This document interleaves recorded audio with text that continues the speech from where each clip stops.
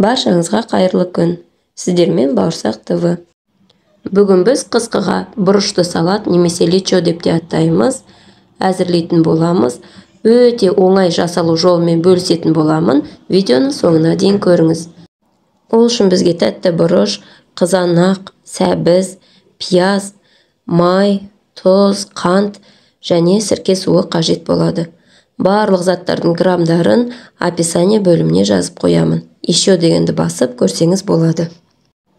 Ең алдымен көкөністеріміздің барлығын жуып, тазалап, турап, әзірлеп аламыз. Тәтті бұрышты өзіңіздің қалауыңызша ұзынырақ, не қысқарақ етіп, соломка түрінде турап алсаңыз болады.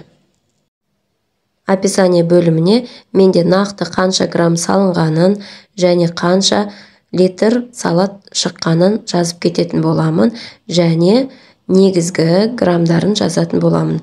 Яғни сіз өз қалауыңыз бойынша бұрыштарды, не қызанақты, сәбізді көбірек, не азырақ алсаңыз болады. Ең бастысы жасалу жолын дұрыс орындасаңыз болғаны. Қызанақтарымызды орташа көлемде етіп турап алатын боламыз. Тым ұсақ етіп алсақ, піскенде езіліп кететін болады, қызанағыңыз көрінбей қалады. Жаңа видеоларымызды жіберіп алмас үшін арнамызға тіркеліп, қоңырауды басып қойыңыз. Туралған қызанақтарымызды да жеке бір ыдысқа салып аламыз. Сәбізді жіңішке соломка етіп турап аламыз. Егер қаласаңыз, корей салатына арналған теркадан өткізуіңізге болады. Маған осылай туралғаны ұнайды, дәмі анық білінетін болады. Үккіштен өткізілген сәбіз, егер салатыңыз қатты қайнап кететін болса, езіліп, тамақ сияқты болып, дәмі білінбей қалуы мүмкін. Пиязымызды да ұсақтап турап аламыз. Видеодағыдай немесе жартылай айшық түрінде де турасаңыз болады. Мен пиязды азырақ қостым, көбірек алсаңыз да өз еркіңізде. Көлемі 5 литрден асатын үлкенірек қазанға немесе кастрюлемізге 1 стақан сұйық майымызды құямыз. Әбден қызып тұрған майымыздың үстіне көкөністерімізді біртіндеп қуырып алатын боламыз. Реттілігі қаттысынан жұмсағына қарай болады.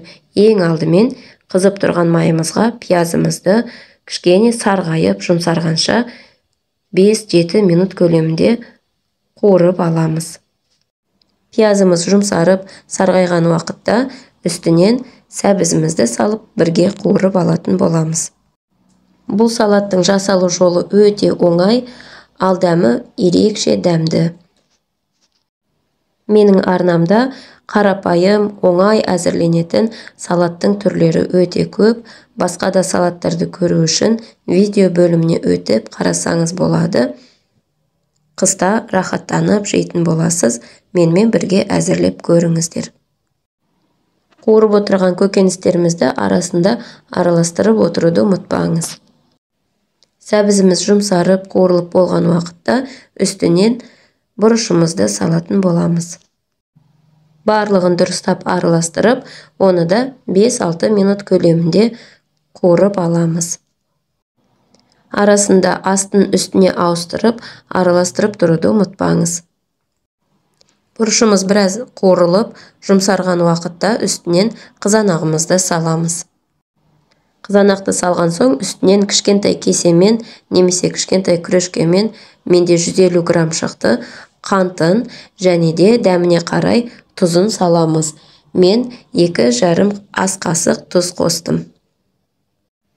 Егер сіздер тым қатты не ащы болғанын ұнатпасаңыз, алдымен азырақ салып, араластырып дәмін көріңіз.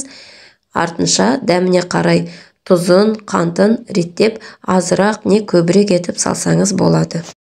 Енді барлығын дұрыстап араластырып, қақпағын жауып, бірге қайнататын боламыз.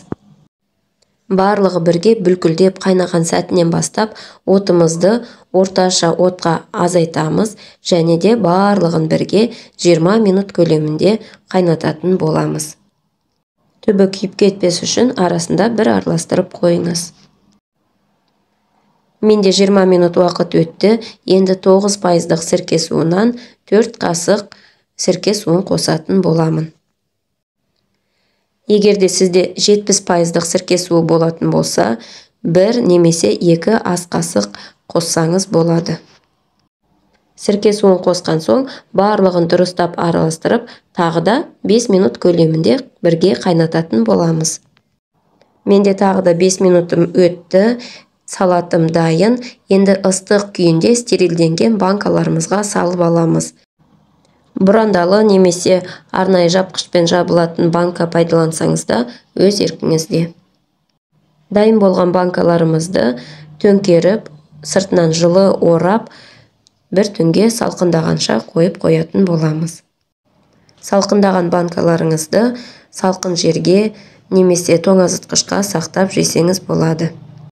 Видео ұнаса лайк басып, комментарий қалдырып, арнама тіркелуді ұмытпаңыздар. Бұл көлемнен менде дайын 5 литр салат шықты. Тіл үйіретін өте дәмді салат болып шықты. Сіздер де әзірлеп көріңіздер, ас болсын.